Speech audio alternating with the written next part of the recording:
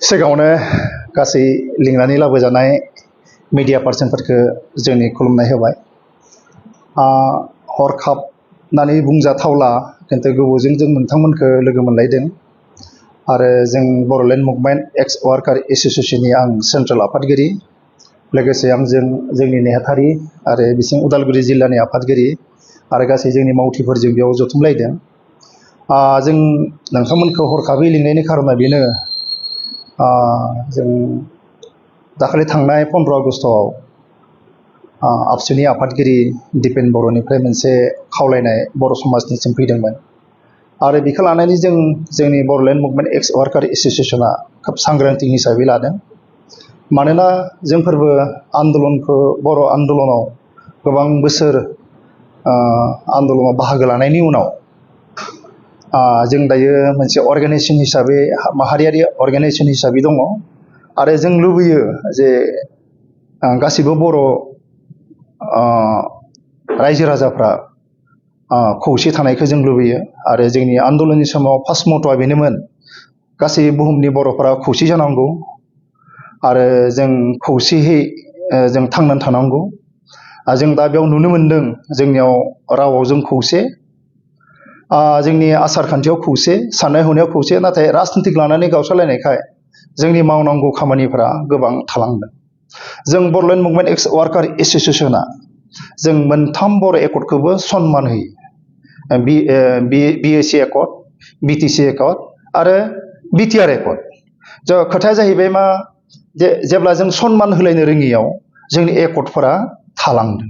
बेनिखायनो जुदि गासैबो आन्दलनाव लोब्बा थानाय, गासैबो राजनितिक जाय आन्दलननिफ्राय फैनानै राजनितिकआव दङ, बिथांमोना बे एकर्डखौ मावफुंनाया बिथांमोननि गाहाय खामानि जानानै फैयो। दा बिथांमोनानो गावस्रालायनानै थाब्ला रायजोआ गोबां असुबिदा जायो। बेनिखायनो जों गासैबो बर' रायजोफोरखौ खावलायनो नागिरदों जे बिथांमोना गावसोरनि एसे लुबैनायखौ गारनानै जातिनि गेदेर साननायनि थाखाय, गेदेर बड'फानि गेरेमसा हारि दानाय बा गेदेर साननाय हनायखौ लाखिनानै जे बिथांमोना खौसे जायोब्ला जोंनि जितु एकर्डनि जायफोर थालांनाय खामानिफ्रा मावनायाव मोजां जायो होननानै जोंनि अर्गानाइजेसना जों फोथायो।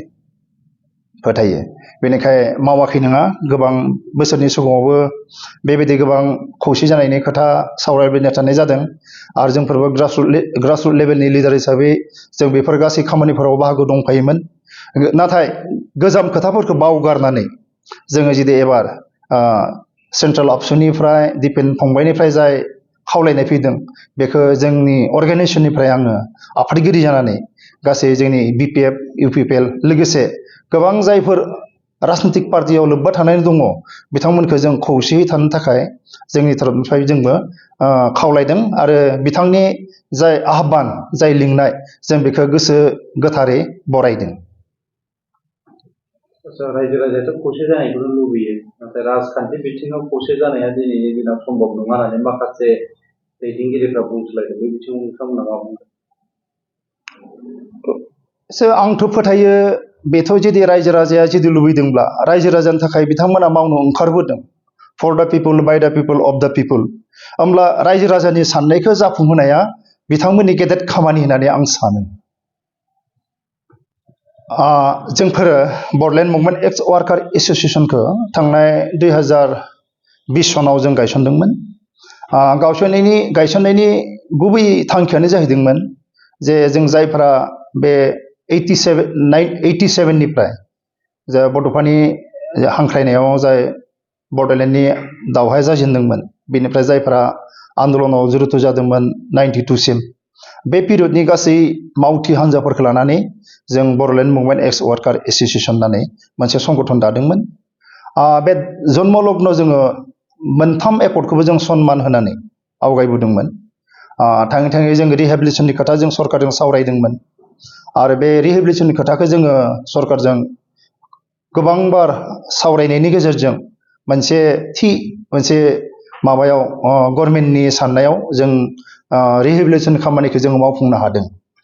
बेबायदि हिसाबै थांनाय बे बोसोरनि बाजेटआव जोंनि थाखाय लादों बे बिटिआर सरकारा। आसा खालामदों बे 2024 गेजेराव जे जायफोरा मुभमेन्टआव दङमोन, बिथां साफ्रोमनो जों रिहेबिलिटेसनखौ होनो हागोन होननानै जों सानदों। आरो जायफोरा केस दङमोन जों बे केसफोरखौबो 87 निफ्राय 92 नि गेजेराव बे BSC एकर्डनि सिगाङाव बड'लेण्ड दावहायाव जायफोर केस दङमोन जों गासै केसखौबो जों दिखांफिननो हाबाय प्राय 30तानि सायाव केस दङमोन बे दासिमबो आरो गोबाङानो नोरजिया जानानै दंमोन दाहालागिबो जों बे नोरजिया जानायखौबो जोङो मोनसे मेडिकेल टीम बानायनानै जों बे बिटिआर गभर्नमेन्टनि हेफाजाबजों बिथांमोननि थाखाय जों दाहालागि आधुरा जानानै दङब्लाबो जोङो बिथांमोनखौ जों सिकित्सानि थाखाय मोजां खामानि मावबाय थादों आरो फैबाय थानाय समावबो जोंनि जाय बे जोंनि बड'लेण्ड मुभमेन्ट एक्स वार्कार एस'सिएशननि जायफोर रिहेबिलिटेसन खामानि दङ बे रिहेबिलिटेसन खामानिखौ जोङो फोजोबनो हागोन होननानै जों फोथायनानै लादों बेनिखायनो जों सरकारखौबो खावलायनो नागिरदों जे नोंथांमोना जोंनि जा बड'लेण्ड मुभमेन्ट एक्स वार्कार एस'सिएशननि रिहेबिलिटेसन खामानिया नांथानानै दङ बेखौ थाबैनो मावफुंनानै होनांगौ होननानै दिनैनि बे प्रेस मिटनि गेजेरजों आं सरकारनिसिम खावलायदों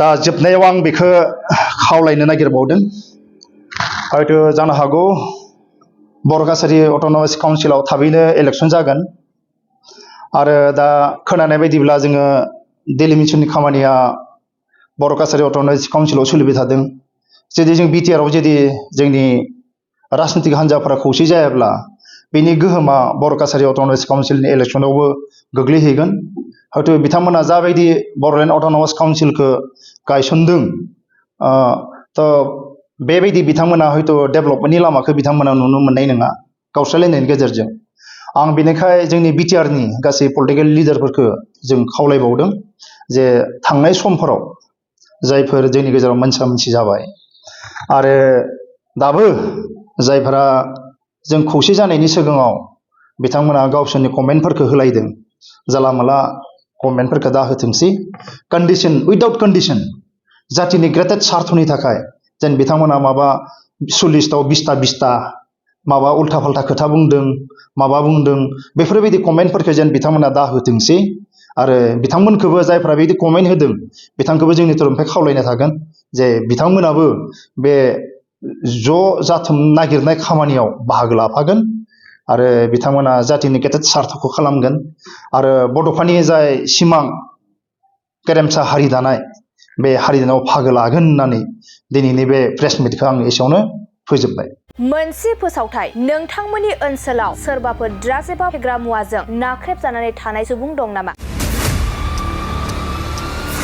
जुदि नोंथांमोननि ओनसोलाव सोरबाफोर ड्राग्स एबा फेग्रा मुवाजों नाख्रेबजानानै थानाय सुबुं दं अब्ला नोंथांमोननि थाखाय मोनसे मोजां खौरां ड्राग्स एबा फेग्रा मुवाजों नाख्रेबजानानै थानाय सुबुंफोरखौ फाहामथाय होनो थाखाय नोंथांमोननि गेजेराव लानानै फैदों मोनसे रिहाबिलिटेसन सेन्टार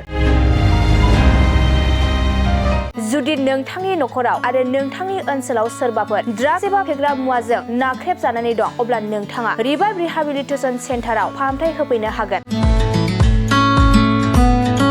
मंगलदै सेनं बामुनपारा दरंआव थानाय रिभाइभ रिहाबिलिटेसन सेन्टाराव नोंथाङा ड्राग्स एबा फेग्रा मुवाजों गोदोसोनानै थानाय सुबुंफोरखौ फाहामथाय होफैनो हागोन